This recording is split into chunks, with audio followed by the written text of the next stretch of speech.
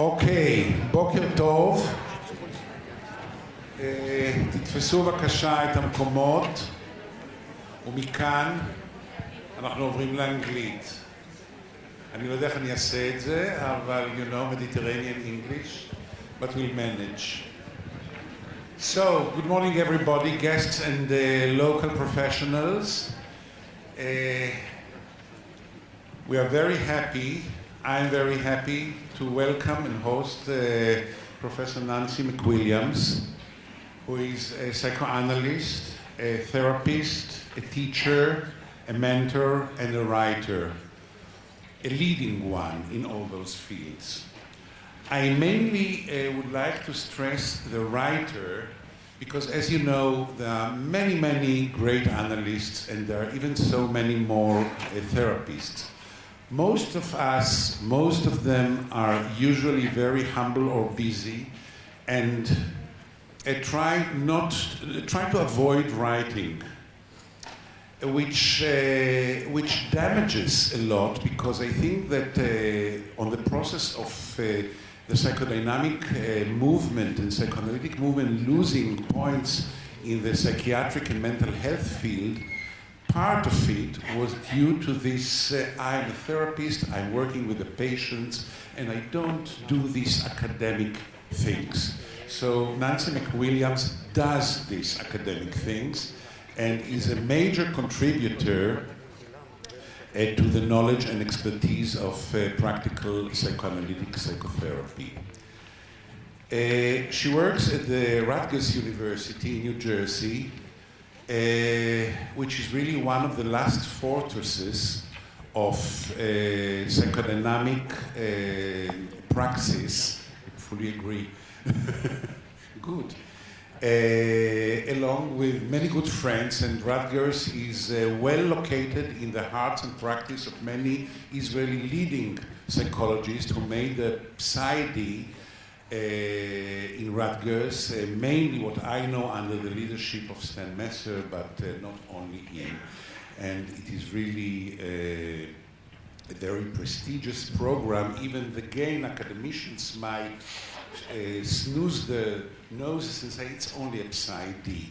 Well, it's not only a PsyD, it's a PsyD, and it's a very important degree. She's an associate member, active member in numerous professional organizations, both in the United States and all over the world. She won some very prestigious prizes.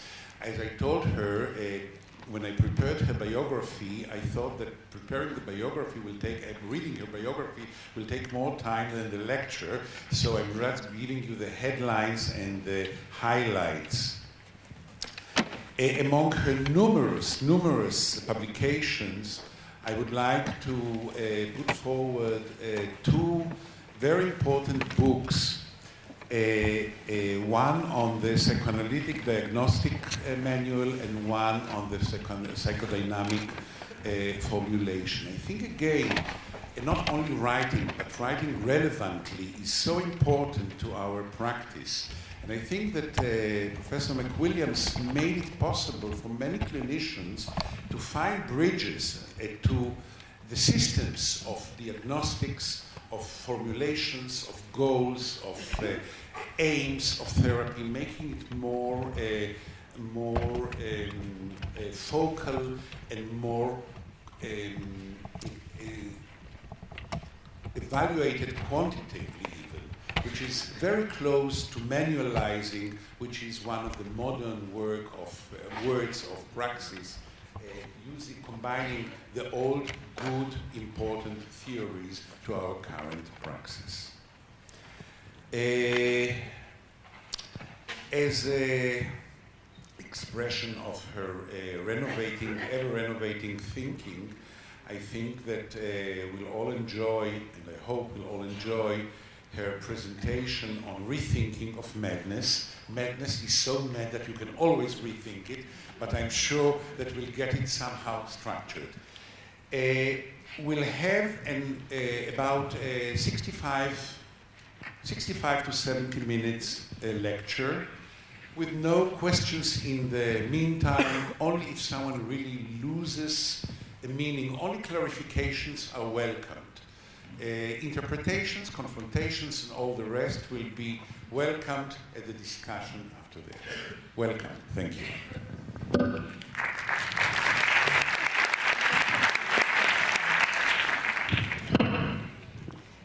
Thank you very much, Dr. Schaffler.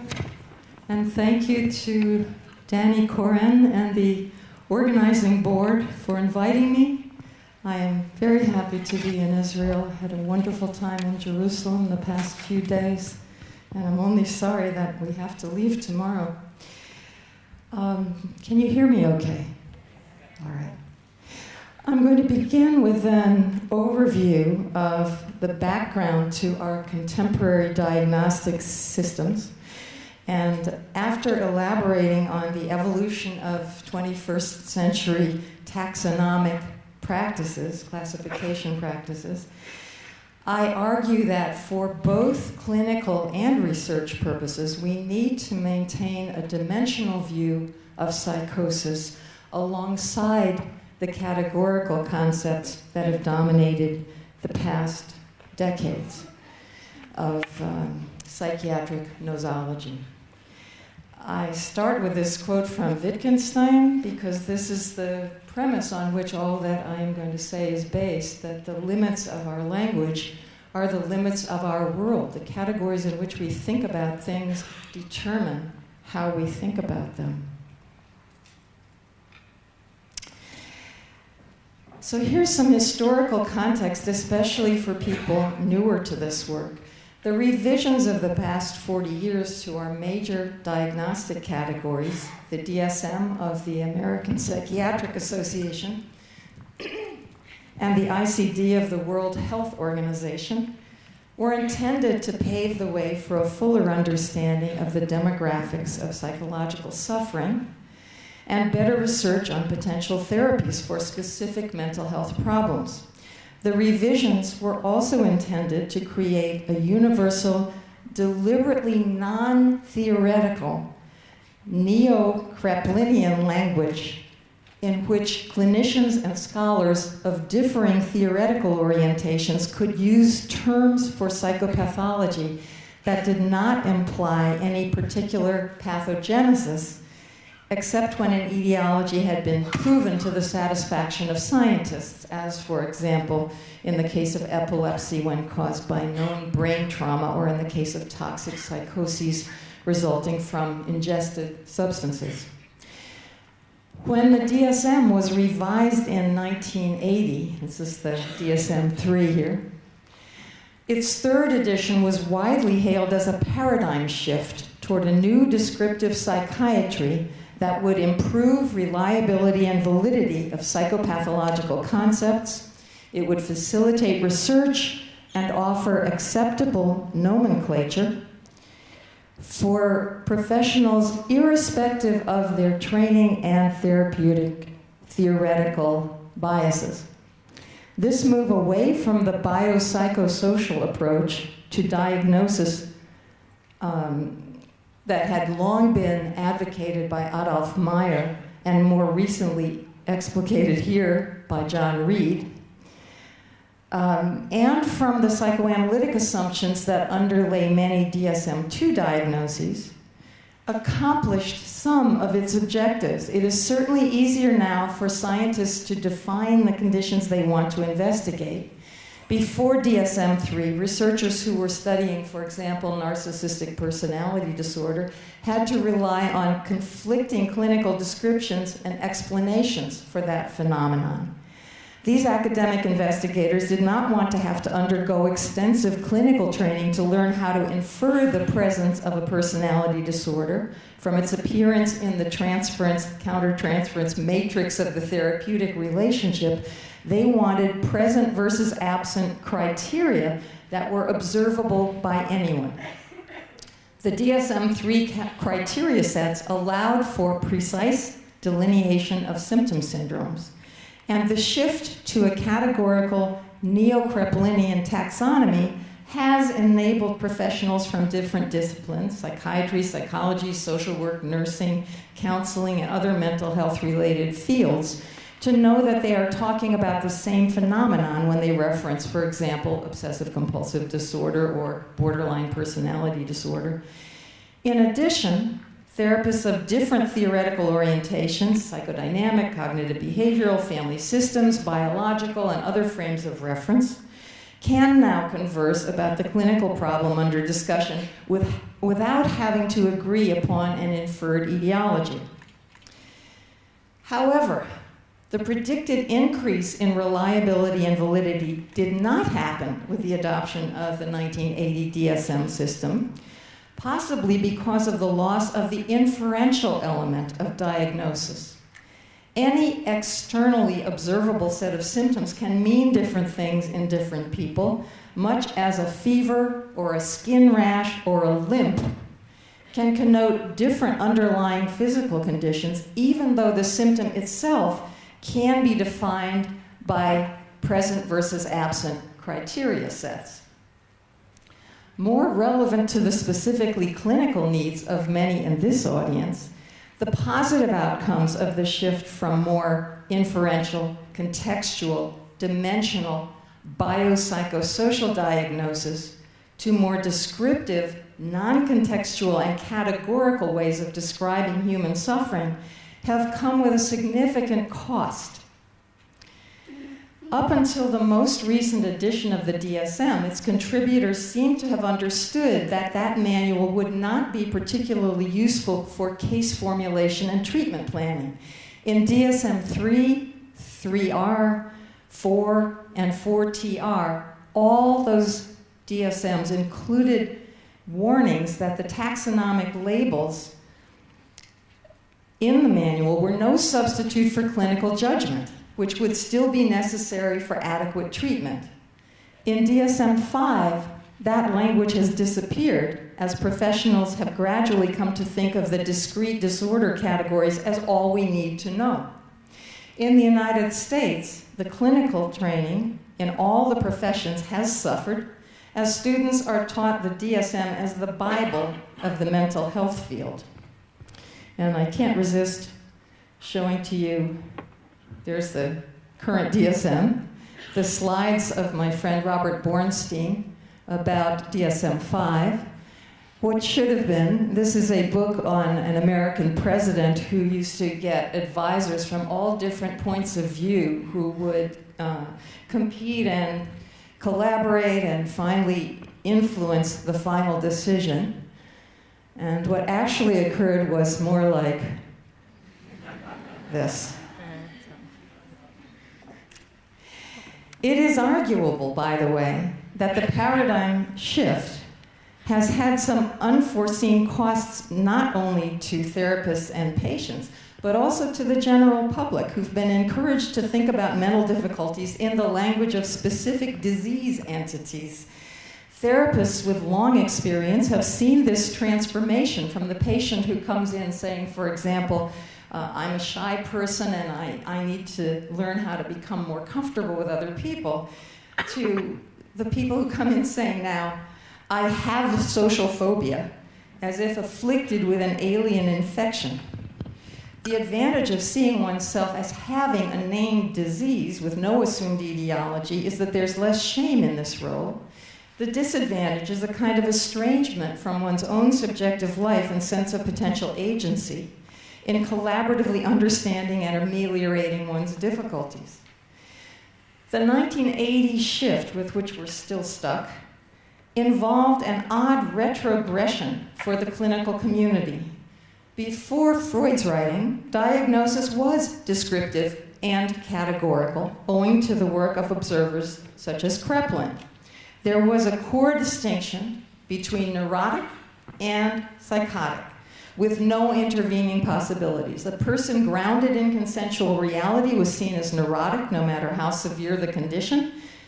Thus, a woman with disabling conversion reactions and even hallucinations was considered neurotic because of her belief that what she hallucinated was not real.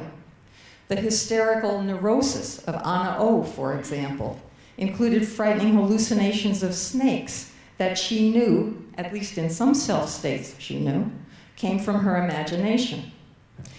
In the neurotic domain were the hysterias, the obsessive and compulsive conditions, the phobias, and the non-psychotic mood disorders.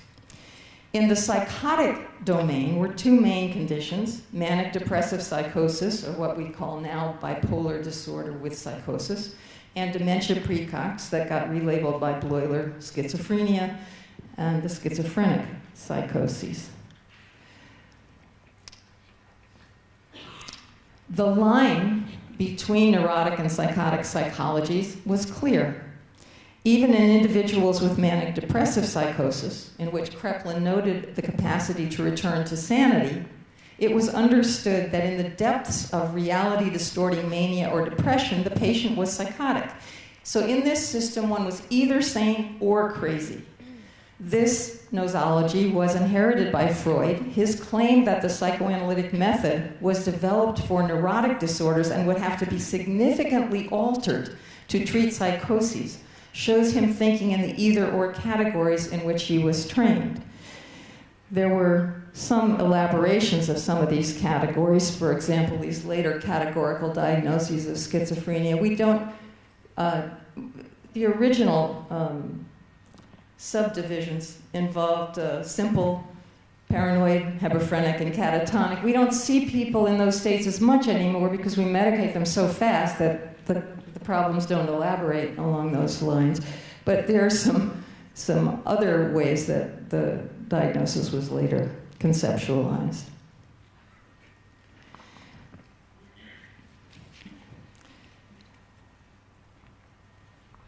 Having said this about Freud accepting the categorical distinction, I want to note that his work was eventually to change the descriptive psychiatric paradigm to a more nuanced, complex way of thinking about individuals and their mental suffering. The comfortably categorical world started to break down initially with the unintended consequences of Freud's recommendation that anyone who wanted to practice psychoanalysis should undergo the process. As they participated in their personal treatments, even professionals whose reality testing had never been at risk were finding that in the contained, emotionally primal states they found themselves entering on the couch, they would sometimes lose their sense of clarity about what was real. In the heat of what Freud called the transference neurosis, even high-functioning individuals found themselves feeling, it's all happening again, rather than, this feels familiar even though it is different.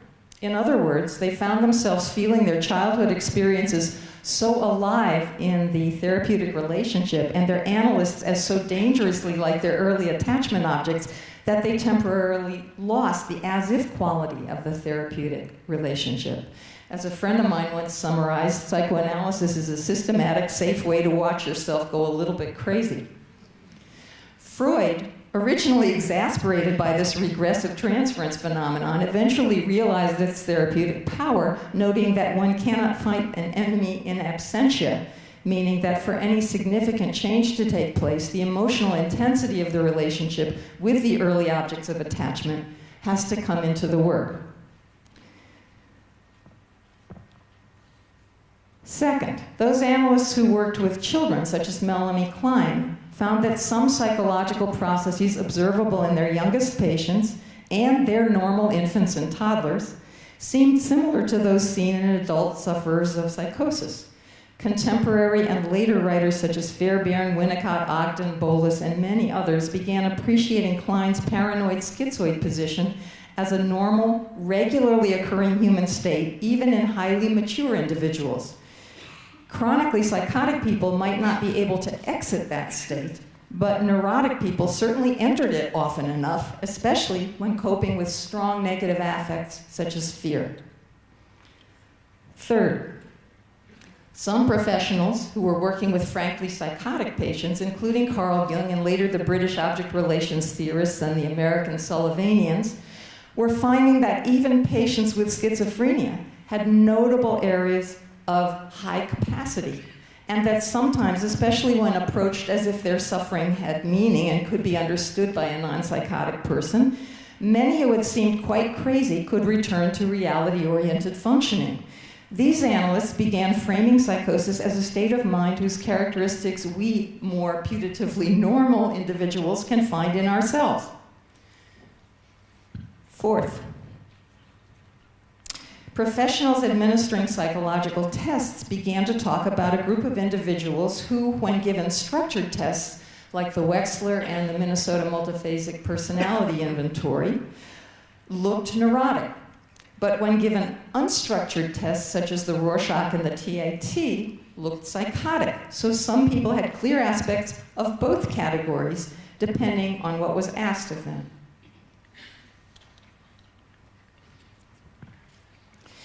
Fifth, the general mental health community of clinicians, whether engaged in outpatient practice or employed in hospitals and emergency centers, began a conversation about a condition between neurotic and psychotic, eventually framed as a stable instability and referred to as borderline states, syndromes, and/or personality. That is, the psychologies of some individuals, usually rather difficult patients with diagnosable personality disorders, seem to lie at the border between psychosis and neurosis.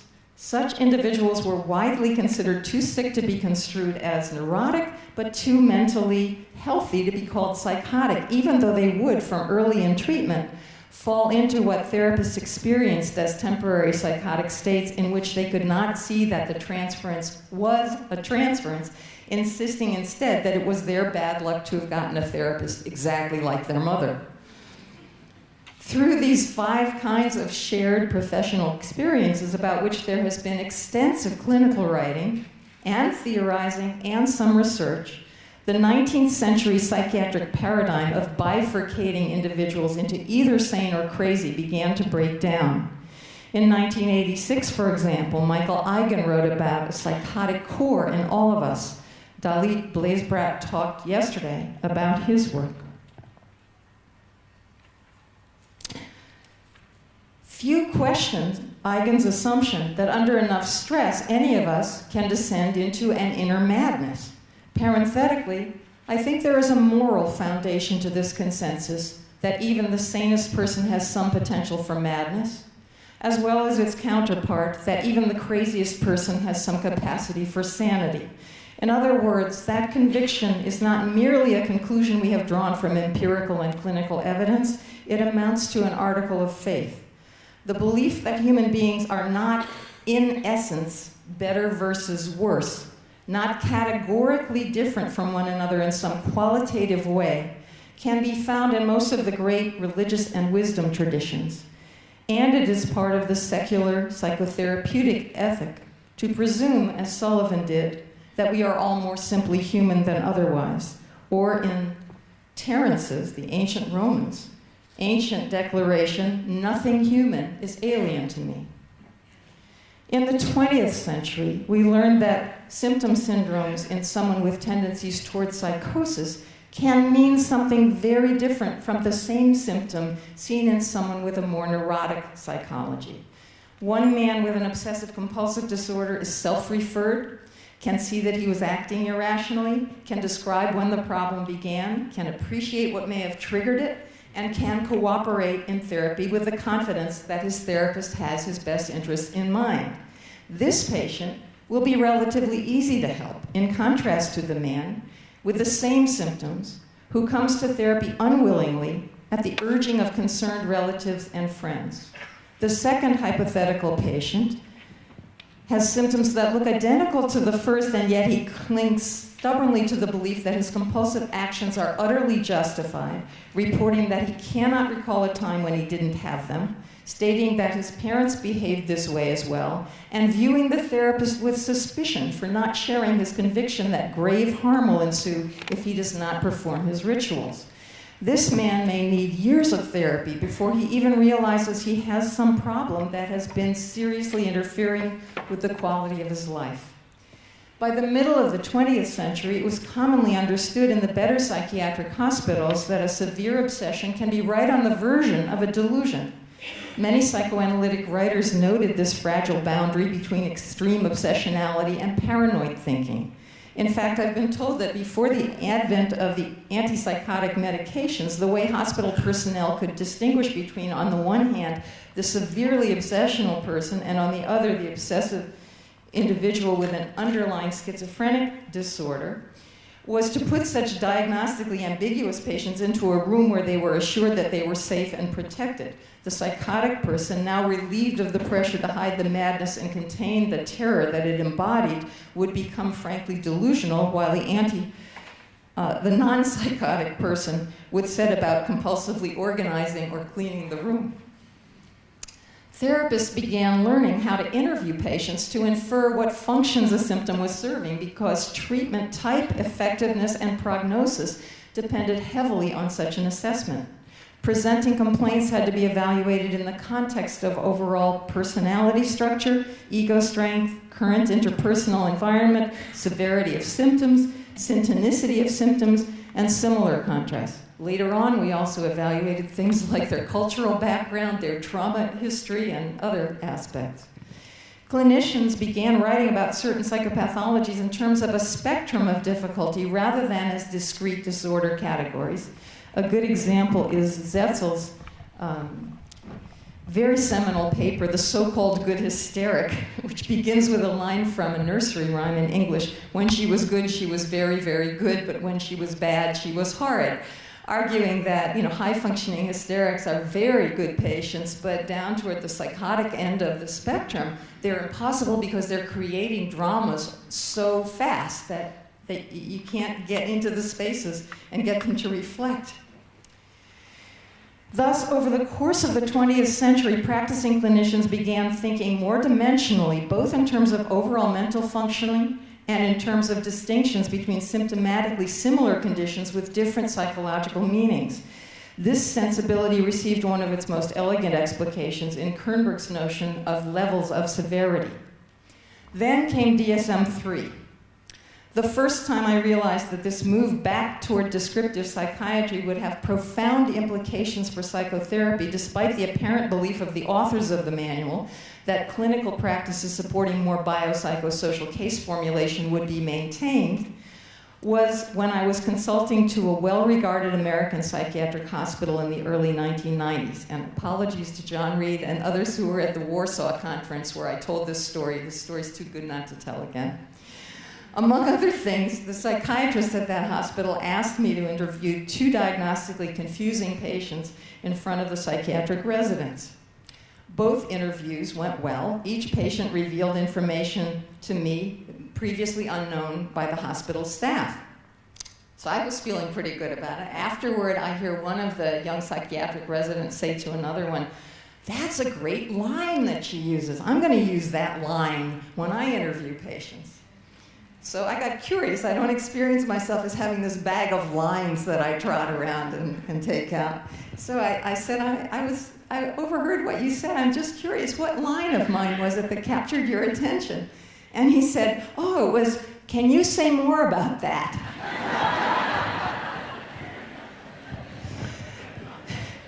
And these were bright, caring young doctors, but they'd been trained on the DSM. So he knew only how to ask questions such as, have you been feeling this way for more than 2 weeks or less than 2 weeks?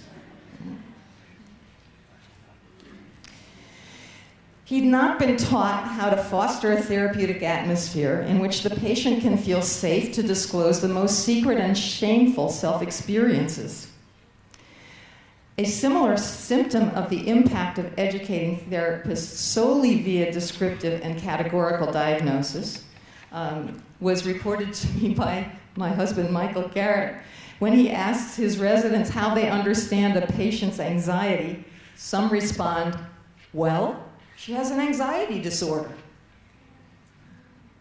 This is now an explanation.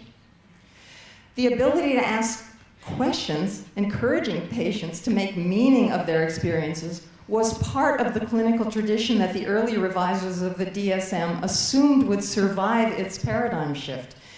But given the interests of drug companies, and I'm talking here about invisible resistances to meaning-making, it's part of my identity as a psychoanalyst is to try to talk about the obvious but the invisible. Given those interests in viewing disorders in terms of discrete symptoms so that they can market medications for them, the interests of private insurance companies and governments in construing problems narrowly so that their costs are less, and the influence of academics and researchers in studying criterion-defined disorders in short treatment so that they can quickly amass publications needed for tenure and promotion.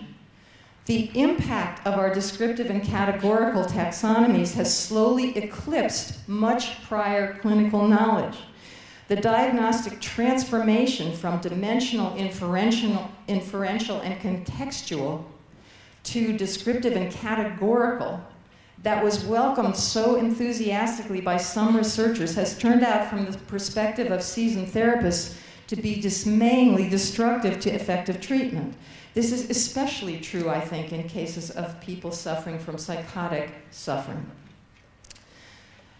So what I'm trying to do really is restore a dimensional understanding that we had for a long time. Beginning in the late 1960s, there were several studies of treatments for psychosis. Perhaps the most influential was the May study, which included 5 groups of patients with diagnosed schizophrenia. 3 groups of these patients, if I'm understanding this study right, showed some improvement. In the first group, the patients received both medication and psychotherapy. They did the best. In the second, they received medication alone. In the third, they were treated with psychotherapy alone. Unfortunately, the therapists were inexperienced psychiatric residents. Although they were supervised by more senior people, none of those psychiatrists had had specific training in working with people suffering from psychotic conditions. The results showed that individuals receiving both therapy and medication did best. Those with medication alone had the second best outcome. Those with psychotherapy alone were a distant third. Because the medication alone group and the psychotherapy plus medication group were not very far apart, a public health decision was made in the United States and subsequently in many other countries that patients with schizophrenia should be medicated and managed, but not routinely given psychotherapy, as it was expensive and seemed only marginally superior to medication alone. Given the limitations of their training, it's impressive that the clinicians in the psychotherapy conditions were able to be as therapeutic as they were. One wonders what the outcome of the study would have been if, in the therapeutic conditions, all the treaters had had specific training in helping patients with psychosis. By the way, one of the reasons that this model became so dominant is that the drug companies handed out this book for free to all American psychiatrists. This has been standard policy in the US for several decades now, medication and management. Agencies support it, and they try to ensure compliance with medication, and seldom even mention to their psychotically troubled clients that psychotherapy is an option for them. In fact, I got in trouble with my mental health agency in the mid-'70s for telling the patients that, we don't offer psychotherapy here, but if you can afford it, it would be helpful to you. Conventional practice became further reinforced by the neo-Kraepelinian conceptualization of schizophrenia as a discrete illness presumed to express a chemical imbalance with no inherent meaning, correctable only with proper pharmacological intervention. Organizations supporting treatment for the mentally ill tended to like categorical diagnoses. If schizophrenia or schizoaffective disorder or manic or depressive psychosis is simply a disease of the brain, no one in the person's family and nothing in the person's history can be blamed for the patient's madness. We have been through many eras of well-intentioned but ill-fated treatments for the severely mentally ill. In different eras and cultures, professionals have hoped for transformation from insulin therapies, chemical sleep, lobotomies, and the other tortures that John Reed noted yesterday. There are recent signs that the belief that individuals diagnosed with psychosis and need only medication and management is running into its natural limits. However, legions of people with psychosis now live on the streets, Much of the money we expected to save by denying them long-term treatment with a caring human being is currently being spent on drug treatments and prisons. Meanwhile, biologically oriented psychiatrists and psychiatric researchers are finding that in the long term, neuroleptic medications damage the brain as much as untreated schizophrenia, making attention to psychotherapy options for psychotic patients an urgent matter. So back to dimensionality, I'm proposing that concerned clinicians find ways to challenge publicly the widely held assumption that psychosis is most usefully understood categorically and descriptively rather than dimensionally and inferentially. The second edition of the Psychodynamic Diagnostic Manual, that's the first edition, by the way. We don't have a copy of the cover of the second one yet. It'll be out in June this year, spearheaded by Vittorio Lingiardi in Rome, has been one major international effort to do this. Here's the sponsoring organizations. Here's the basic approach to the PDM. It's, as you can see, it's an old-fashioned kind of way of diagnosing people where you think about strengths as well as weaknesses, relational elements as important to the diagnosis. It's understood in terms of the life cycle. It emphasizes personality, idiographic concerns, and the subjectivity of both the patient and the therapist. We wanted actually to call it the Psychological Diagnostic Manual because we tried to make it in the second edition much more embracing of different orientations. But our publisher says that the Psychodynamic Diagnostic Manual is a brand, and they want to keep the brand. I am, by the way, glad that we have gone with a publisher because they can market it. The first edition of the PDM was privately put out by Stanley Greenspan's organization, and it made a lot of impact in some places, like New Zealand. It's one of the 3 ways you can officially diagnose people for government support. And other countries, they've never heard of it. We need the general clinical community, perhaps especially psychoanalytic therapists with their long tradition of listening with a different kind of ear to psychotic suffering, to question respectfully the current psychiatric assumption on a daily basis with students, with patients, with colleagues, and with politicians and policymakers. That's part of ISPS's mission. We need to wonder, for example, how we arrived at a situation where only a small number of functional disorders, schizophrenia, bipolar disorder with psychosis, schizoaffective disorder, delusional disorder, are considered psychotic. The ordinary definitions of psychosis and psychotic still connote a loss of contact with consensual reality, and those disorders do not exhaust the way a person can be out of touch with what most of us consider life's actual boundary conditions. Most therapists assume there's a continuum for most symptom syndromes, running from trivial irrationalities to severe deviations from consensual reality. As I've noticed, we differentiate the man with ego-alien obsessional rituals that appeared under conditions of stress from the one who is fully convinced he will die if he doesn't continue to perform the driven actions he's engaged in all his life. The second man will feel to us as if his OCD expresses a psychotic level of experience. And I'm going to say more about this idea of a psychotic level. Here are some other examples of pathologies that many experienced clinicians consider as existing on a spectrum from mildly irrational to psychotically infused, despite meeting identical DSM criteria. So one woman has a brief period of ego-alien, meaning she can see that there's something wrong with this, anorexia, when she starts gaining weight as a university student, and she comes voluntarily for help at the counseling center for university. Another is a long-term, savagely self-destructive food restrictor whose weight is dangerously low, so much so that her life is at risk, and yet she still sees her emaciated body as obese. In severe anorexia, there seems to be a loss of contact with conventional reality, amplified by the fact that when one starves the brain, psychotic processes inevitably ensue. Why do we not think of severe anorexia as psychotic? Some people have mild tendencies to accumulate objects. I'm one of them. Others become driven hoarders whose homes are hazards to their health and safety.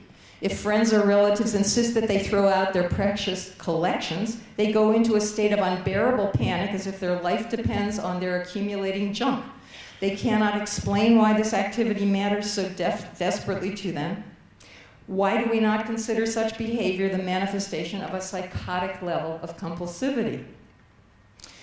Many individuals have mild sexual paraphilias. Their fantasies and behaviors may be organized along sadomasochistic lines or along a voyeuristic, exhibitionistic dimension, or they may feel slightly fetishistic about breasts or hair or feet. These variations seem to be normal differences in what John Money called individual love maps. But there is a small group of men who cut off their limbs, take photographs of their maimed bodies, and post them on the internet for the sexual excitement of others like them whose arousal depends on this kind of drastic amputation. Why do we not conceive of this phenomenon as a psychotic level of paraphilia? I have a patient who came late to an appointment one morning. I had been seeing her for several years and considered her to have a fairly severe borderline personality organization. But I was taken by surprise when she casually explained her lateness by saying, "It took me longer than usual to boil all the sheets and towels." I said, "You boil all your sheets and towels?" I didn't mask very well my astonishment about this. "Of course," she replied, "I boil them every day, otherwise my child is not safe from germs." She began to regard me with evident suspicion, as if I perhaps might be unclean and a danger to her. I think I ran into a psychotic place in her psyche, as clearly she felt a paranoid terror of contamination strong enough to create what Sullivan called a malevolent transformation, in which, even though I had been a source of support and comfort to her for several years, I was suddenly now a source of annihilation anxiety. How do we clinicians understand factitious disorders? My own inclination is to see Munchausen's disorder and Munchausen's by proxy as at the psychotic end of the hysterical spectrum. In those conditions, there is something about the drama of a desperate search for medical solutions to a self-defined or self-created problem that seems to make the factitiously inclined person feel alive and in meaningful contact with others. Individuals with factitious disorders certainly behave crazily when creating their dramatic medical scenarios and seem completely unaffected by realistic confrontation. Women, mothers who have been videotaped covertly putting saline into the intravenous lines of their hospitalized children to make them sicker, can look at the films of their own behavior and continue to deny wholeheartedly that they are culpable. People with factitious disorders are famously difficult to treat. They appear delusionally involved with their own crazy behavior in ways that are highly resistant to intervention. They seem to believe their own lies in the same way that extremely hysterical patients, so-called, of Freud's era were notable for what they called pseudologia fantastica, telling stories that you come to believe yourself. Why do we not consider these people psychotic? Oh, I had a question from the audience. What about the next president of the United States? I am forbidden by the professional ethics of my practice to say anything diagnostic about a person whom I have never met, but I hope you can conclude from my general remarks what I think of him. This conference has put special emphasis on trauma. Anyone who treats individuals with trauma histories has had clients who lose the sense that their catastrophes happened in the past. In their dissociated states, the traumatic events are happening now. Yana Ioannou mentioned them yesterday. One painful case I recently heard about concerned a devastated combat veteran who rose from sleep and attacked his beloved young daughter under the illusion that she was an enemy combatant who needed to be subdued. In psychotherapy, such patients can suddenly believe the therapist is the historic perpetrator. Why do we not consider trauma victims who find themselves carrying out mad reenactments to be temporarily in a psychotic state? Perhaps one answer lies in the fact that for these conditions of living in or descending into unreality, no medications have a great track record. In contemporary psychiatry, there may be implicit conflation between, on the one hand, the fact that when effective medications exist for a given condition, we can reduce symptoms dramatically with them, and on the other, the mistaken conclusion from that the responsiveness of some schizophrenic and bipolar symptoms to medications means that they are essentially biological phenomena and therefore by nature unresponsive to talk therapy. This logical fallacy can consign our most troubled patients to a world without deep human engagement or the search for meaning or help with life challenges. About personality in this way of thinking. In the development of the first edition of the PDM, there were few disagreements among the members of the personality task force. But we did disagree on whether to include in the severity dimension a psychotic level of personality organization. Otto Kernberg, Robert Wallerstein, and I felt we should. Jonathan Chedler and Drew Weston felt they understood what we were talking about, but they felt it would be too confusing to readers who were accustomed to framing psychosis categorically as either schizophrenia or manic depressive psychosis. Because we lacked empirical support for our conceptualization, those arguing for a psychotic level agreed to represent the continuum of personality structure as going from healthy to neurotic to borderline to, quote, the border with the psychoses. But PDM2 does involve a psychotic range of personality organization, as there is now research, which I'm showing you one example of there, showing that clinicians, and not only psychodynamically oriented clinicians, recognize the difference between patients with a personality disorder organized at the borderline level and those whose personality problems are so severe as to be construable as psychotically organized. Patients that most clinicians view as on the psychotic end of the personality spectrum tend to confuse what is inside with what is outside their mind, have extreme difficulties with trust, depend on primitive defenses, have little sense of a potentially agentic self, cannot mentalize, that is, have a theory of mind about other people, and suffer from chronic and severe annihilation anxiety. They may never have been diagnosable as having had any of the DSM or ICD psychotic conditions, but they seem to have a thought disorder, are generally self-referential, can be unusually stimulus-bound, and show a tendency toward what Louis Sassos called hyperreflexivity. On a Rorschach test, they show psychotic confusion, even in the absence of documented decompensation into psychosis. An example from my own practice involves a man in his 50s who had never had a psychotic break, but whose thinking did have a strong paranoid flavor. After a few meetings with him, I began noticing his tendency to interrupt himself and divert to a new topic whenever he started to talk about painful issues. I called this pattern to his attention by saying, "I think I'm noticing that you have a tendency to change the subject abruptly when you begin to feel deeply sad or upset." So he said, "Yeah, I know I do that." I said, "What's your understanding of why?"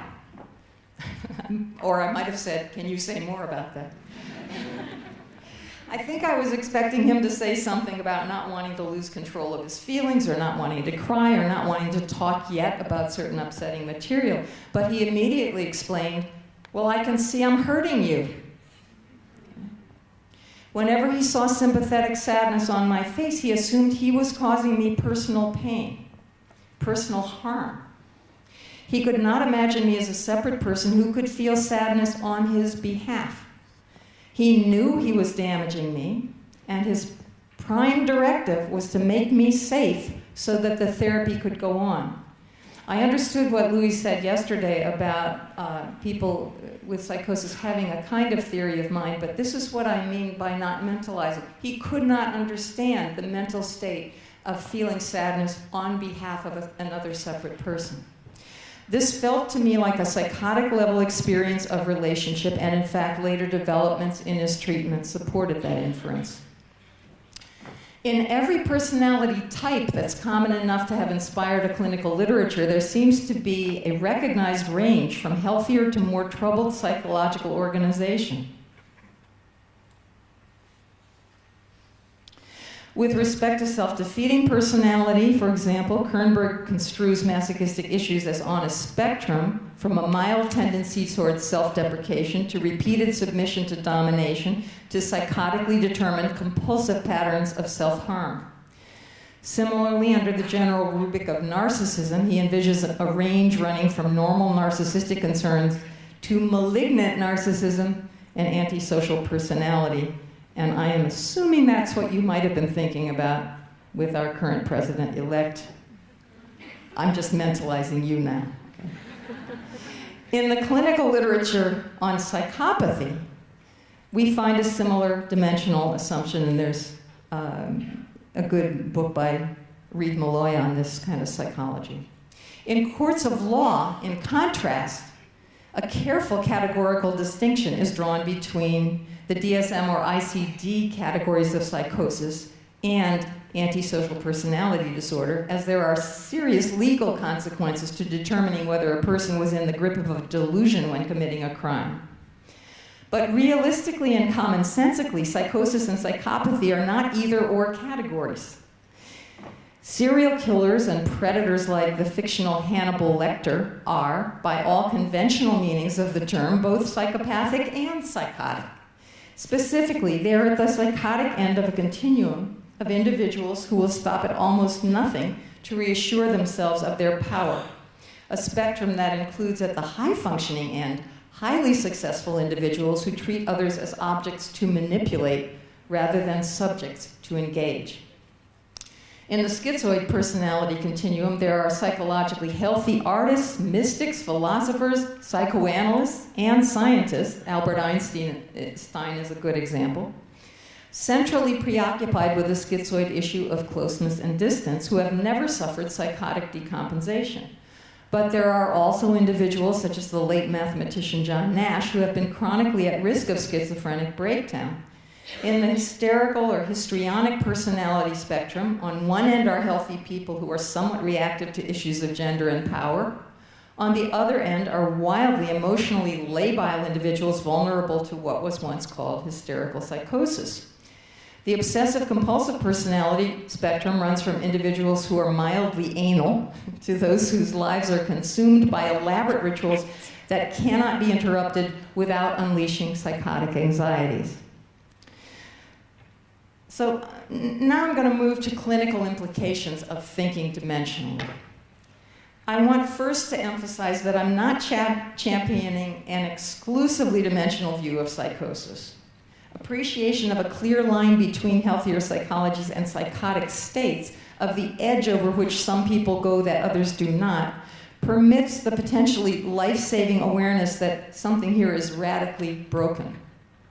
Feeling that a psychotic condition is strangely alien, different in kind, not just in degree, can protect us from failures like those of some early psychoanalysts who felt that because we are all on the human continuum, one therapeutic approach should apply to everyone. A categorical conceptualization can foster curiosity about what one cannot understand easily by identification. It calls attention to our need to be taught by our psychotic patients what is fundamentally different for them. It can inspire, and it has inspired, psychosis-specific treatments, including medications critical to reducing states of psychotic terror and misery. It can impel and has impelled research into genetic, chemical, and neurological aspects of specific psychotic states. But contemporary taxonomies have implicitly overstated the otherness of psychosis, giving the biological factors and pathogenesis priority over experiential contributions to conditions that most scholars have concluded are complexly determined.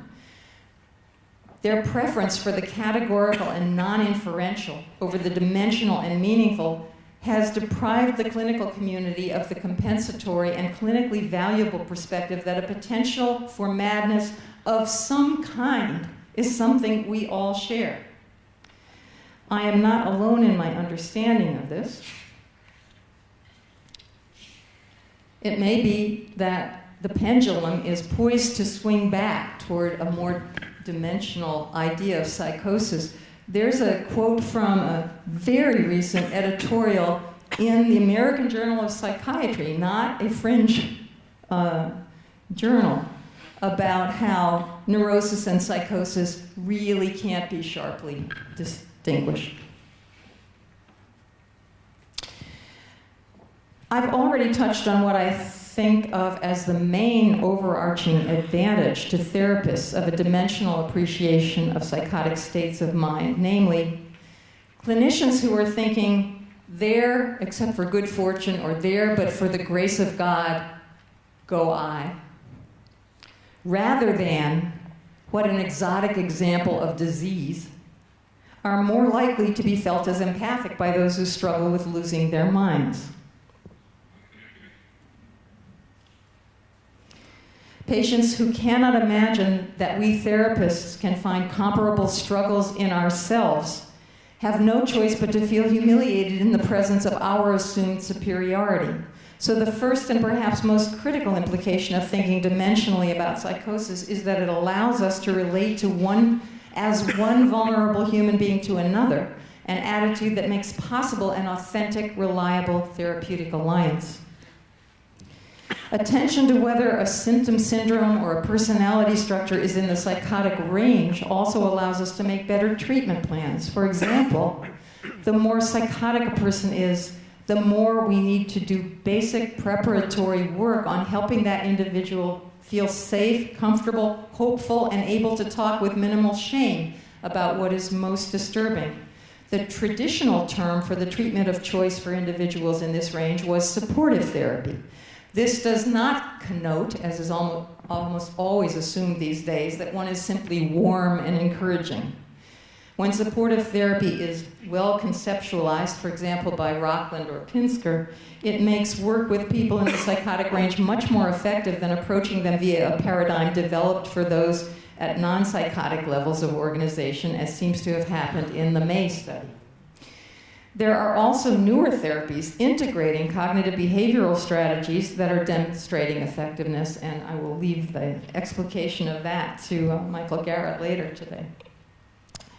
If we misunderstand psychotic patients as sicker than they are by, for example, assuming that their chemical imbalance makes talk therapy futile, we can deny them the relationship they need to restore and maintain their sanity, to improve their lives, and to avoid rehospitalization. If we misunderstand them as healthier than they are by, for example, seeing psychotic processes only in DSM-defined psychoses, we can fail in the talk therapy that we do offer. So here are some elements of therapy at the psychotic end of the spectrum that a dimensional view supports. First, given the power and persistence of annihilation anxiety in people in the psychotic range, therapists need to keep an ongoing focus on safety. Higher functioning patients may take attachment security for granted, but people with psychotic tendencies may need adaptations such as explicit assurances that they will not be harmed, invitations to check that there are no cameras in the office, flexibility about where they will sit or stand, and other accommodations. How can I increase your sense that you're safe here with me is a question that often grounds people with psychotic anxieties, but would feel infantilizing to those less worried about being or going crazy. Second, the therapist must pay constant attention to maintaining a particular tone. In my experience, psychotic level patients need the therapist to embody a sensitive combination of professional confidence coexisting with a deeply egalitarian sensibility. Some people do this very naturally, but it's a little bit of a balancing act. In other words, the therapist must emanate a sense of realistic authority at the same time engaging as one flawed human being with another. Because they are terrified by unconscious fantasies of their own destructiveness, psychotically troubled individuals need to feel that they are with someone strong, knowledgeable, and not easily injured or undermined. Yet having suffered the humiliation of being crazy and requiring help from a clinician, on top of whatever earlier humiliations generated their paranoid defenses, they need to feel that the therapist is not looking down on them. The tone should be particularly expressive of respect, something that Owen Blass has explored theoretically, which I understand to be an attitude of looking up at another human being with the expectation that he or she has something to teach. Third, again because of their typically profound vulnerability to humiliation, patients grappling with psychosis need the therapist to find ways to normalize things that they see as uniquely depraved or evil or ugly about themselves.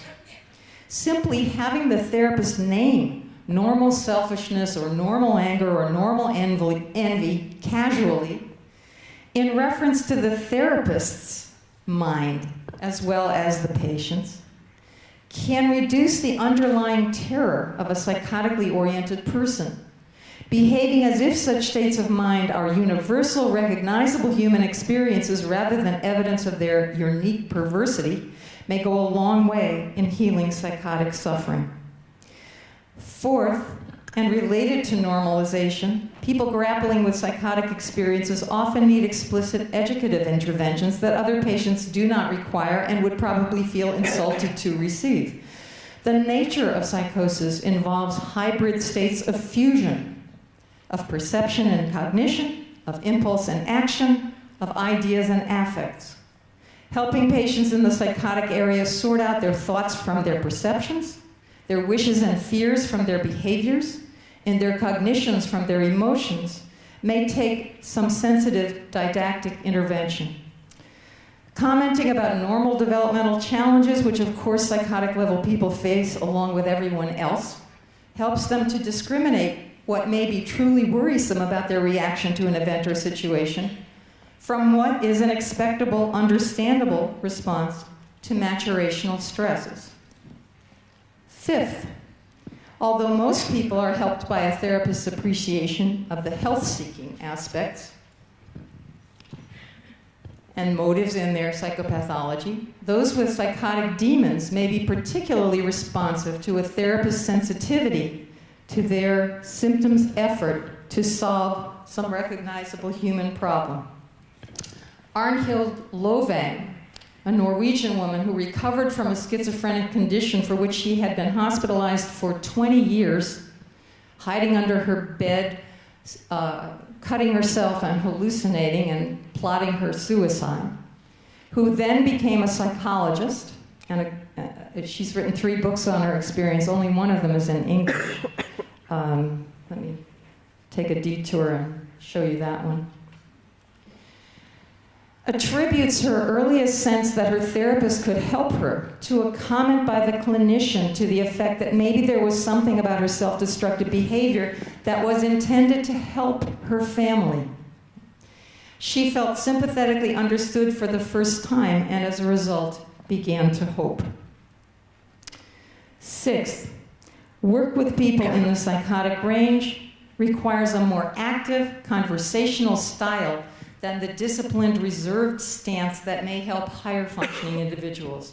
This aspect of technique has been stressed by all writers with substantial experience treating psychotic patients, including analysts in the ego psychology era who worked more traditionally when they worked with healthier individuals.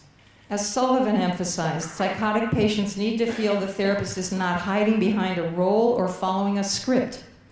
Therapists of individuals with psychotic tendencies must be willing to be more visible and real, including answering the patient's questions.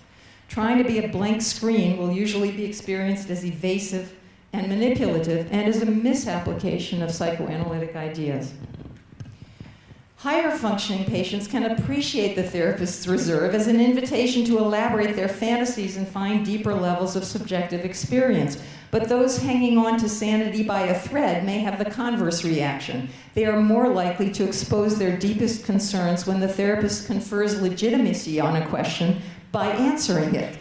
If a query is too intrusive, the therapist can still respond honestly, saying, for example, "That feels a little too intimate for me to be comfortable answering, but please tell me why it's important for you to know that." This slight shift from analytic technique derived from work with non-psychotic patients, in which the therapist might say simply, "What's your fantasy about that?" or "What comes to mind about your interest in that?" makes a huge difference with this population. Behind all of these recommendations, which have compiled the ideas of many therapists more experienced than I am with psychotic patients, is a foundational notion that rather than working with defenses from surface to depth, as Fenichel recommended, as you would with healthier patients, one needs to try, via the therapeutic relationship, to detoxify at the depths the thoughts, affects, and impulses that give rise to the primitive defenses characteristic of psychotic experience. A person who is not terrified will not have to split and project all the danger out there.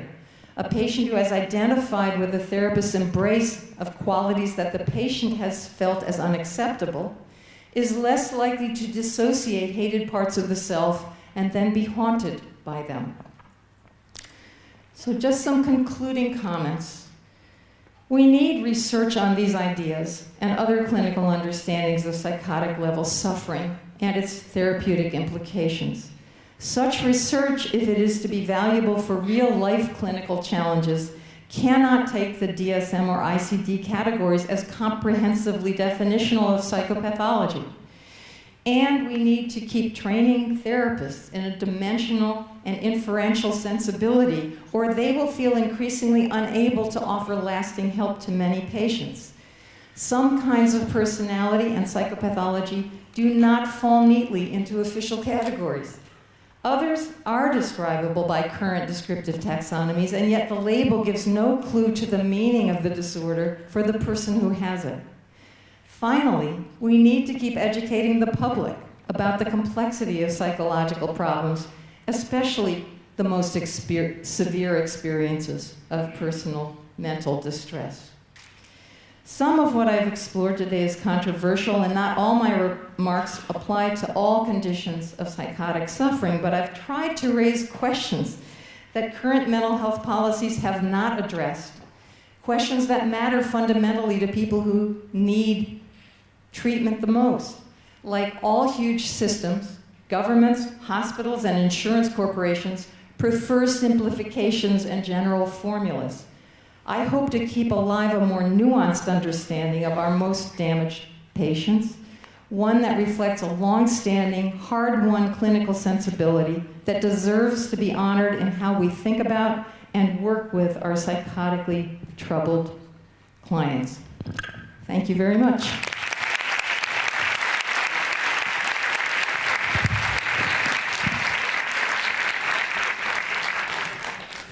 So now we can have the interpretations, controversies.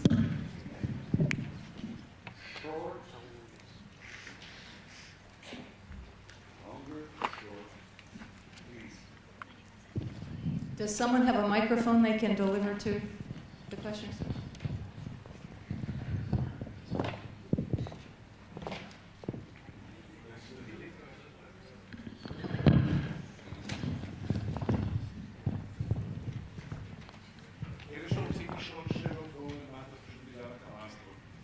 Thank you for a wonderful lecture. As a psychiatrist in a hospital, I think it's important to hear about like a different perspective about our day-to-day work. I ask you, as a psychiatrist that is also a psychotherapist and tries to hold both way of thinking at the same time in psychotherapy and in psychiatry in a hospital. God bless you. is it maybe more effective not to come like in a way that deconstruct all the categoric way of thinking in psychiatry and try to maybe to implement a combination of both? Yes. Well, I feel strongly about that. That's why I said I don't want to throw out the categorical idea. There are reasons why we have categories. But without a dimensional perspective, I think it's a real disservice to the people that we're trying to train.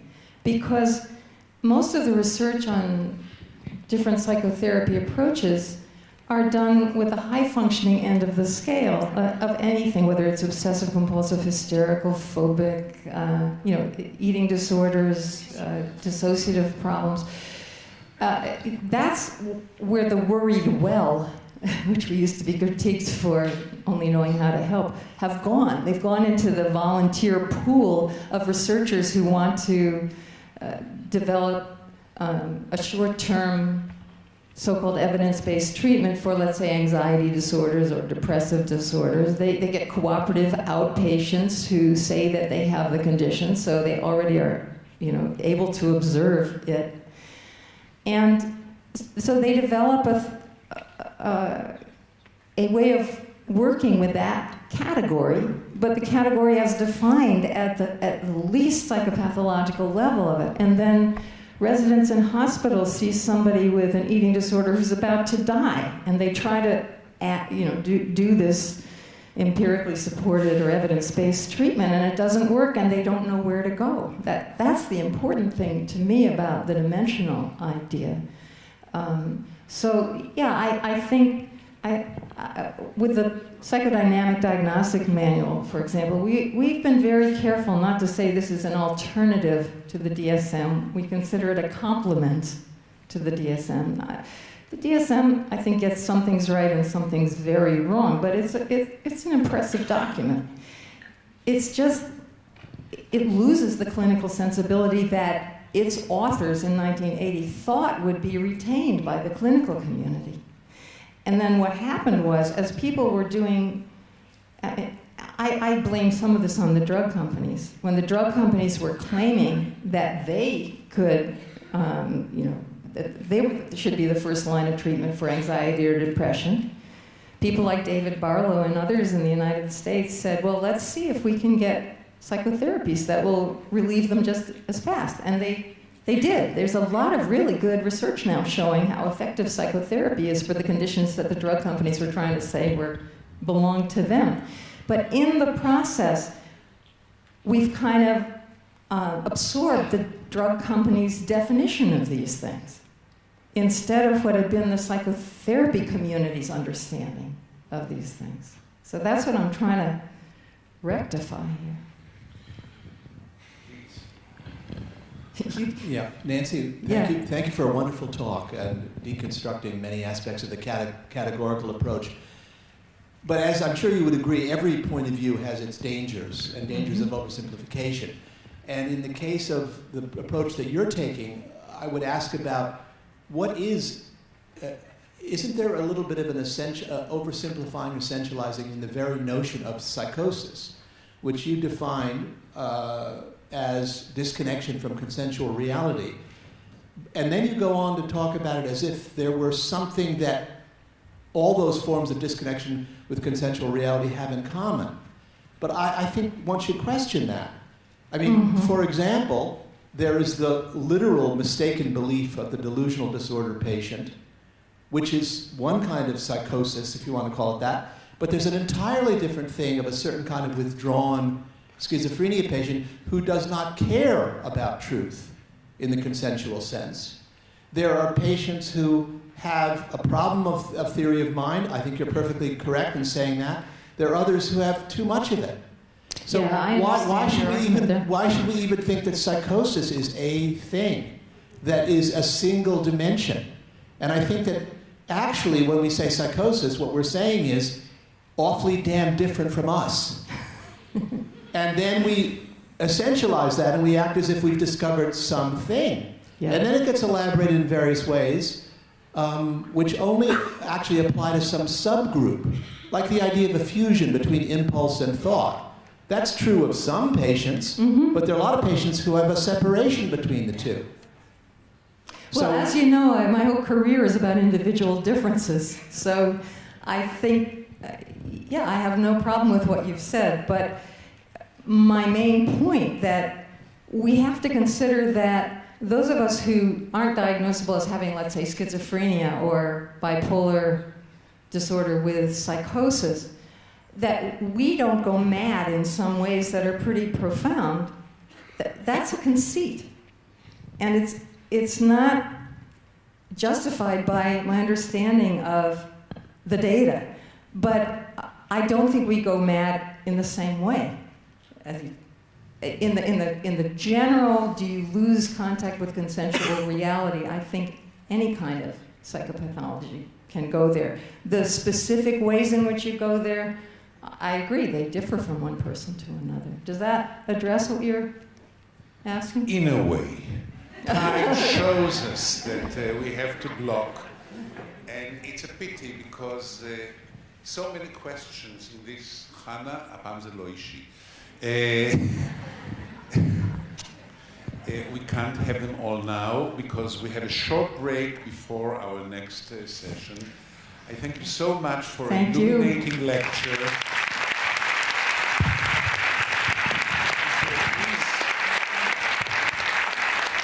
If there is something to take out of your sentences bag, is don't throw anything yet. Take together things.